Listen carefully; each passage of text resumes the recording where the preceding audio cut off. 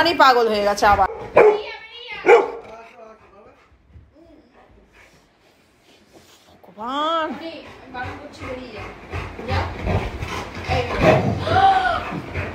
কালকে একবার কামড় দিয়েছে, কি লেগেছে? হাতে লেগেছে দেখি, আবার চাপ দিয়েছে।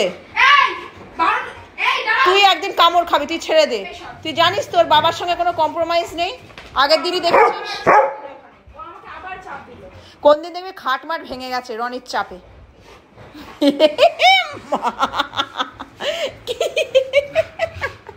ওটা কি হচ্ছে?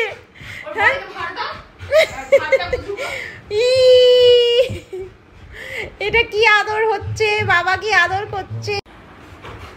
শান্ত হ, শান্ত হ। বাবা বাবা বাবা, বাবাকে যে কি ভালোবাসে ওর, মানে সে সানার প্রতি একটা হিংসার বাবাকে নিয়ে। আমার প্রতি অতটা নেই। আমি যদি সানাকে নিয়ে শুই ওর অতটা কষ্ট হয় না, যেটা মানে ও তোর বাবার সঙ্গে ওর যে কি।